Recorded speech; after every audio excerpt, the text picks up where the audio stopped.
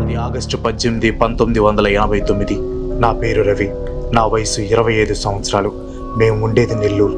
మా అమ్మమ్మ వాళ్ళు ఉండేది విజయవాడ. మా అమ్మమ్మకి సీరియస్గా ఉందంటే 2 రోజుల క్రితమే అమ్మ, నాన్న, చెల్లి నెల్లూరు నుంచి విజయవాడ వెళ్ళారు. నేను మా జ్యువెలరీ షాప్ చూసుకుంటూ నెల్లూరులోనే ఉన్నాను. సరిగ్గా రాత్రి 7 గంటలకి ఫోన్ రింగ్ అయింది. ఫోన్లో మా అమ్మ ఏడుస్తూ, రే రవి, అమ్మమ్మ బ్రతికే ఛాన్స్ లేదురా, నువ్వు వీలైతే త్వరగా ఇక్కడికి వచ్చేసాయి అని హడావిడిగా మాట్లాడి ఫోన్ పెట్టేసింది. నేను ఉన్న పలంగా కారు తీసుకుని విజయవాడ స్టార్ట్ అయ్యాను. అప్పట్లో నెల్లూరు నుంచి విజయవాడ వెళ్ళాలంటే ఓల్డ్ NH5 రోడ్డు మీద నుంచి వెళ్ళటమే. అది కూడా 2 లేన్ అన్డివైడెడ్ రోడ్. ఇప్పట్లాగా హైవేస్ పక్కన ఎక్కడ పడితే అక్కడ రెస్టారెంట్లు, పెట్రోల్ బంకులు ఉండేవి కాదు. నాకు గుర్తున్నంత వరకు ఈ దారిలో ఒక టోల్ గేట్ కూడా లేదు. నేను ఇప్పటి వరకు చాలాసార్లు విజయవాడకి కారులో ఒక్కడిని వెళ్ళాను. కానీ ఫస్ట్ టైం ఇలా ఒక్కడిని రాత్రి వెళ్ళటం. స్టార్ట్ అయ్యేటప్పుడు తెలీదు ఆ రోజు రాత్రి నా లైఫ్ని మార్చేస్తుందని. టైం రాత్రి 12. సుమారు 5 గంటల ట్రావెల్ చేసి గుంటూరు సిటీ దాటి పక్కనే ఉన్న మంగళగిరి అనే టౌన్లోకి ఎంటర్ అయ్యాను. అక్కడి నుంచి విజయవాడ జస్ట్ 15 కిలోమీటర్సే. మంగళగిరి టౌన్ మెయిన్ రోడ్ అంతా నిర్మానుష్యంగా ఉంది. ఆగి టీ తాగుదామన్నారు. రోడ్డు మీద ఒక చిన్న టీ బండి కూడా లేదు. రోడ్డుకి అటు ఇటుగా గుబురుగా పెరిగిన చెట్లు, అంతా చీకటి. నా కార్ హెడ్ లైట్ తప్ప రోడ్డు మీద ఎలాంటి స్ట్రీట్ లైట్స్ లేవు. నేనేదో అడవిలో నుంచి వెళ్తున్నాను అనే ఫీలింగ్ వచ్చింది. టౌన్ అవుట్స్కట్స్కి రాగానే ఒక శ్మశానం కనిపించింది. నాకు దెయ్యాలంటే భయం లేదు, కానీ చీకటి అంటే భయం. కొంచెం దూరంలో ఒక పింక్ కలర్ చున్ని గాల్లో ఎగురుతున్నట్లు కనిపించింది. దగ్గరికి వెళ్ళే కొద్దీ ఇంకా స్పష్టంగా కనిపించింది. ఒక 20-22 సంవత్సరాల అమ్మాయి లిఫ్ట్ కోసం చెయ్యి చూపిస్తుంది. నేను తనని దాటి ఒక 10 ఫీట్ దూరంలో కార్ ఆపాను. కార్ ఆగగానే తను ఫాస్ట్గా నడుచుకుంటూ వచ్చి కిందకి వంగి కార్ గ్లాసులో నుంచి నన్ను చూస్తూ, మాది రోడ్డు పక్కనే ఊరు, ఇక్కడ నుంచి 5 కిలోమీటర్స్ దూరంలో కొంచెం లిఫ్ట్ ఇస్తారా అని అడిగింది. నేను సరే అన్నాను. తాను డోర్ ఓపెన్ చేసి కార్ బ్యాక్ సీట్లో కూర్చుంది. ఇంత రాత్రిపూట ఎక్కడి నుంచి వస్తున్నారు అని అడిగితే, మా అన్నయ్యతో సెకండ్ షో సినిమాకి వచ్చాను, తన సైకిల్ పంచర్ అయింది, పంచర్ వేయించుకొస్తానని 10 గంటలకు వెళ్ళాడు, ఇంకా రాలేదు, అసలే తాగుబోతే ఎదవా, ఎక్కడ తాగి పడిపోయి ఉంటాడో ఏంటో, నాకు ఇంకా ఏం చేయాలో అర్థం కాలేదు. నడిచి వెళ్దాం అంటే నా కుడి కాలికి కొన్ని నెలల క్రితం చిన్న ఆపరేషన్ చేశారు, కాలు నడవనివ్వట్లేదు, టైంకి మీరు దేవుళ్ళ వచ్చారు అని అనింది. తన పేరు అడిగితే లక్ష్మి అని చెప్పింది. నేను కూడా నా పేరు, నా వివరాలు కొన్ని ఆమెతో షేర్ చేసుకున్నాను. తనని చూస్తుంటే నాకు ఎన్నో సంవత్సరాల నుంచి దగ్గర పరిచయం ఉన్న మనిషిని చూస్తున్నట్లు అనిపించింది. తను నా వైపే కళ్ళార్పకుండా చూడటం నేను కారు ఫ్రంట్ మిర్రర్లో నుంచి చూస్తున్నాను. తన చూపుల్లో ప్రేమ, కోపం కాదు, ఏదో మ్యాగ్నెటిక్ అట్రాక్షన్ ఉంది. నేను తన కళ్ళల్లోకి అలాగే చూస్తూ ఉండిపోయి స్టీరింగ్ వదిలేశాను.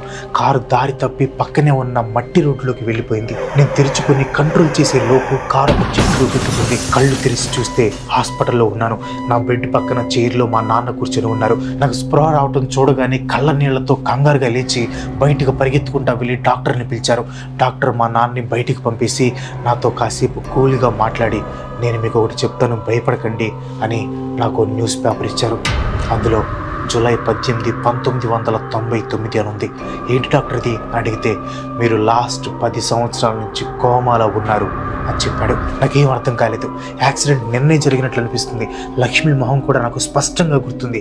అసలు లక్ష్మి ఏమైంది అని డాక్టర్ని అడిగాను. దానికి డాక్టర్, మీకు యాక్సిడెంట్ అయ్యాక ఫస్ట్ విజయవాడ హాస్పిటల్కి తీసుకెళ్లారు, కానీ కొన్ని రోజులకి ఇక్కడికి తీసుకుని వచ్చారని చెప్పారు. నాన్నకి తెలిసేమని నాన్నని అడిగాను. దానికి నాన్న ఏడుస్తూ, 10 సంవత్సరాల తర్వాత కోమాల నుంచి బయటకు వచ్చి అమ్మనో చెల్లినో అడుగుతావంటే పిచ్చోళ్ళలాగా ఏదో అడుగుతున్నావేంట్రా?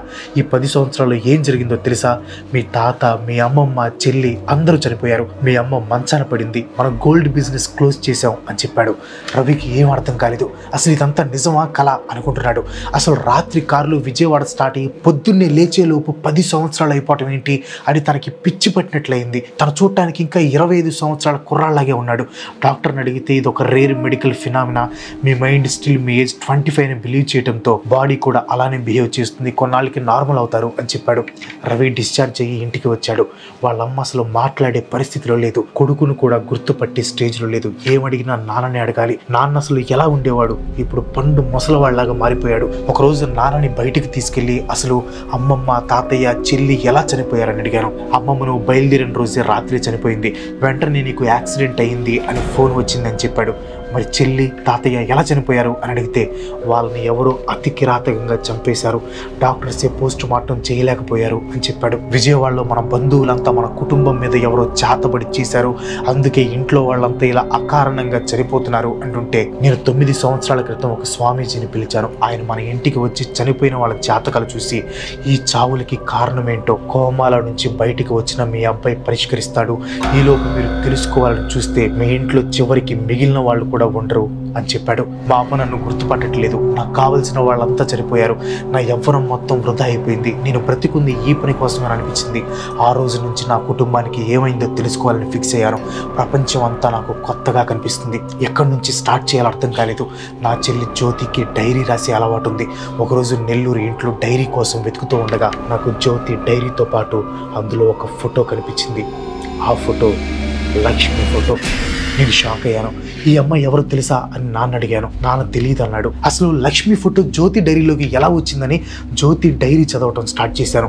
డైరీలో రవిని బ్లాంక్ చేసే విషయాలు చాలా కనిపించాయి. రవికి యాక్సిడెంట్ అయిన రోజు రాత్రి జ్యోతి తన డైరీలో ఇలా రాసుకుంది, ఈరోజు నేను జీవితంలో మర్చిపోలేను, అమ్మమ్మ చనిపోయిన రోజే అన్నయ్యకి యాక్సిడెంట్ అయింది, హాస్పిటల్కి తీసుకెళ్ళాం, డాక్టర్లు బ్రతకటం కష్టం అన్నారని రాసింది.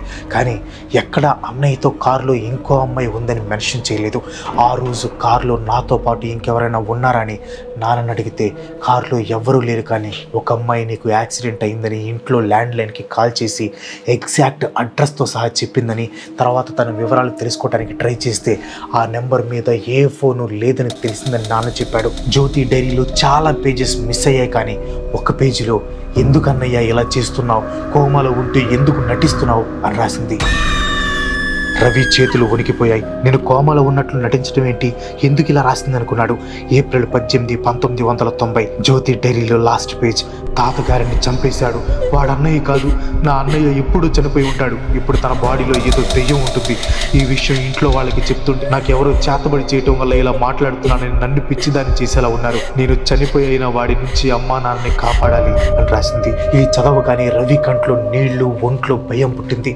రవి మైండ్లో ఎన్నో ప్రశ్నలు. ఏంటి, తాతని చంపింది నేనా? అంటే ఇప్పుడు జ్యోతిని కూడా నేనే? అసలు నాకేమైంది? అసలు ఇప్పుడు నాలా ఉంది నేనేనా అని ఎన్నో పిచ్చి సందేహాలు. అప్పుడే వాళ్ళ నాన్న చెప్పిన స్వామీజీ మాటలు గుర్తొచ్చాయి. వెంటనే తమిళనాడులోని తంజావూరులో ఉన్న స్వామీజీ దగ్గరికి వెళ్ళాడు.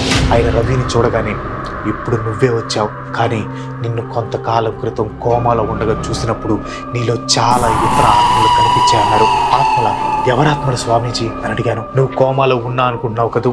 లేదు, నువ్వు కోమాలో ఉంటున్నట్లు నటించి 7 హత్యలు చేశావు, అది నీకు కూడా తెలియదు. 7 హత్యల?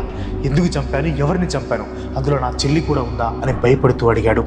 స్వామీజీ దానికి బదులుగా, లేదు, నీ చెల్లిని నువ్వు చంపలేదు, తనకి అసలు నిజం తెలిసిపోయిందని వాళ్ళే చంపారు, నువ్వన్నీ రకాలుగా కాపాడటానికి ప్రయత్నించావన్నారు. మరి మా తాతని ఎందుకు చంపాను అంటే, నువ్వు చంపాల్సిన వాళ్ళల్లో మీ తాత కూడా ఒకడు అన్నాడు.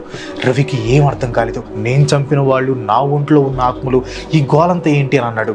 దానికి స్వామీజీ, లక్ష్మి వాళ్ళ ఊరు వెళ్ళు, అక్కడ నీ కోసం ఒక మనిషి ఎదురు చూస్తూ కథ మొత్తం చెప్తాడు అన్నాడు. ఆ రోజు లక్ష్మి మంగళగిరి టౌన్ అవుట్స్కట్స్లో లిఫ్ట్ అడిగినప్పుడు తన ఊరు అక్కడి నుంచి 5 కిలోమీటర్లు అనటం రవికి ఇంకా క్లియర్గా గుర్తుంది. నిజాన్ని వెతుక్కుంటూ మంగళగిరి వెళ్ళాడు. ఇప్పుడు ప్లేస్ అంతా మారిపోయింది. రోడ్ ఎక్స్టెండ్ చేశారు, కానీ టౌన్ అవుట్స్కట్స్లో చూసిన శ్మశానం ఇంకా అక్కడే ఉంది. ఆ శ్మశానానికి కొంచెం దూరంలో లక్ష్మి నా కారు ఎక్కింది. అక్కడి నుంచి 5 కిలోమీటర్స్ వస్తే తను చెప్పినట్లు అక్కడ ఊరేమీ లేదు, చిన్న అడవిలా ఉంది. కొంచెం దూరంలో రోడ్ కన్స్ట్రక్షన్ వర్క్ జరుగుతుంది. అక్కడికి వెళ్ళి చీఫ్ ఇంజనీర్ని కలిశాడు. తనకి తెలిసినంత వరకు ఇక్కడ ఊరైతే ఏమీ లేదు, కొంచెం దూరంలో చిన్న విలేజెస్ ఉన్నాయి, వాటి నుంచి టౌన్లోకి వెళ్ళటానికి గవర్నమెంట్ ఈ రోడ్డు వేపిస్తుంది అని చెప్పాడు. వీళ్ళ మాటలు వింటూ టీ ఇవ్వటానికి వచ్చిన 16 సంవత్సరాల కుర్రాడు, మా ఊర్లో టీ కొట్టు నరసయ్యకి చుట్టుపక్కల ఊర్ల చరిత్ర మొత్తం తెలుస్తారన్నాడు. ఇంకా రవి వెంటనే ఆ కుర్రాడిని తీసుకుని నరసయ్య ఉండే కూరగల్లు అనే ఊరికి వెళ్ళాడు. నరసయ్య ఇంటికి వెళ్తే పొలంలో ఉన్నాడు అన్నారు.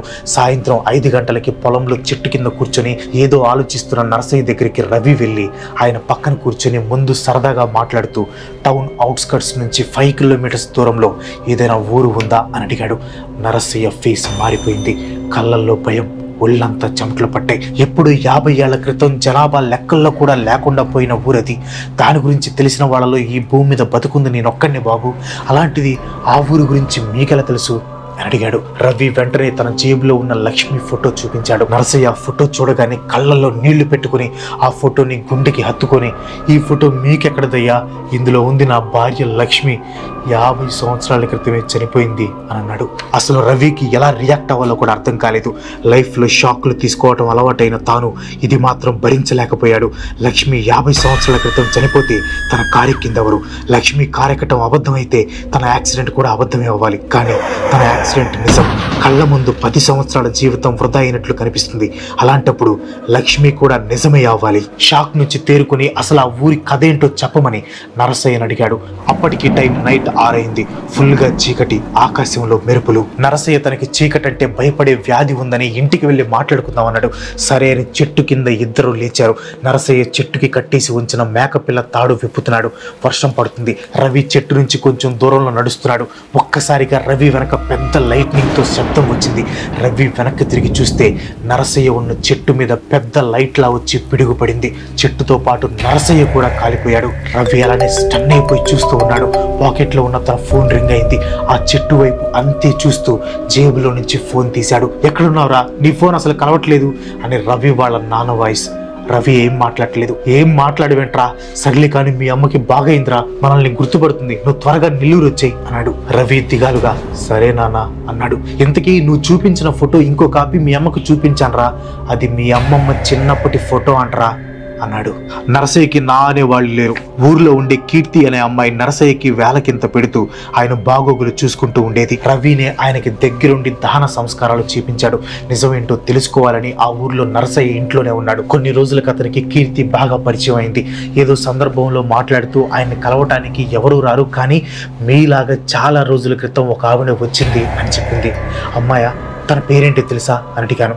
ఇది ఎప్పుడో 7 సంవత్సరాల క్రితం అండి, నాకు అంతగా గుర్తులేదు అంది. కానీ మీలాగా ఎప్పుడు ఊరి గురించి అడిగి పేపర్లో రాసుకుంటూ ఉండేది. 3 నెలల పైనే ఉండి ఆ ఊర్లో ఏదో జరుగుతుందంట కదా, దాని గురించి అంత బయట పెడతాని వెళ్ళింది. పెద్ద ఆయన కూడా సంతోషించారు, కానీ మళ్ళీ తిరిగి రాలేదు. ఈయన ఎన్నిసార్లు ఉత్తరాలు రాసినా కానీ జవాబు లేదు అంది. వచ్చిన అమ్మాయి జ్యోతి ఏమో అని రవికి డౌట్ వచ్చింది. ఆ అమ్మాయి ఎలా ఉంటుందో ఏమైనా గుర్తులు చెప్పగలవా అని అడిగాడు. చాలా కాలం అయిపోయింది కదండి, కానీ ఆవిడ అమ్మాయి అయితే కాదు, కొంచెం పెద్ద ఆవిడే, మళ్ళీ చూస్తే మాత్రం ఖచ్చితంగా గుర్తుపడతాను అంది. రవి వెంటనే తన పర్సులో నుంచి ఒక పాస్పోర్ట్ సైజ్ ఫోటో తీసి ఈవిడేనా అని అడిగాడు. అవునండి ఈవిడే, ఈ ఫోటో మీ పర్సులో పెట్టుకున్నారు, మీకేమవుతారు అని అడిగింది. మా అమ్మ, పేరు పద్మ అని అన్నాడు. రవి ఇంటికి ఎన్నిసార్లు కాల్ చేసినా ఎవరూ లిఫ్ట్ చేయట్లేదు. నెల్లూరు వెళ్దామని రాత్రి 11 గంటలకి స్టార్ట్ అయ్యాడు. కీర్తి కూడా తనకి తోడుగా వస్తా అంది. ఎంత వద్దని చెప్పినా వినలేదు. ఇద్దరు కారులో నెల్లూరు వెళ్ళటానికి స్టార్ట్ అయ్యారు. కోయిన్సిడెన్స్, విధి ప్లానింగ్ తెలియదు, కానీ ఆ రోజు ఆగస్టు 18, 1999 ఎగ్జాక్ట్గా 10 సంవత్సరాల క్రితం రవి కారుకి యాక్సిడెంట్ అయిన రోజు. కారు 12 గంటలకి మంగళగిరి టౌన్లోకి ఎంటర్ అయింది. ఎక్కడైతే తాను లక్ష్మిని కారెక్కించుకున్నాడో ఆ ప్లేస్కి కొంచెం దూరంలో ఉన్నారు. రవికి అక్కడ ఒక పింక్ చున్నీ ఎగురుతున్నట్లు కనిపించింది. పక్క సీట్లో ఉన్న కీర్తిని అడిగాడు. తనకి ఏమీ కనిపించట్లేదు అంది. రవికి మాత్రం స్పష్టంగా లక్ష్మి కనిపిస్తుంది. ఇదేదో డేజావులా అనిపిస్తుంది. దగ్గరికి వెళ్ళిన తర్వాత ఆ అమ్మాయి నాకు కూడా కనిపిస్తుందని కీర్తి అనింది. ఎగ్జాక్ట్గా అప్పుడు అడిగినట్లే లిఫ్ట్ అడుగుతుంది. కారు ఆపకుండా లక్ష్మిని పాస్ అయ్యి వెళ్ళిపోయారు. కొంచెం ముందుకు వెళ్ళిన తర్వాత తాను మళ్ళీ కనిపించింది. ఈసారి కూడా కారు ఆపకుండా వెళ్ళిపోయారు. రవి ఫోన్ రింగ్ అయింది. కాల్ లిఫ్ట్ చేశాడు. ఏంటి నాన్న, అమ్మమ్మ లిఫ్ట్ అడుగుతుంటే లిఫ్ట్ ఇవ్వట్లేదంటే ఏంటి, కొంచెం కారు ఆపురా అని రవి వాళ్ళ అమ్మ వాయిస్. రవి షాక్తో సడన్ బ్రేక్ వేశాడు. అసలు లక్ష్మి ఎవరు?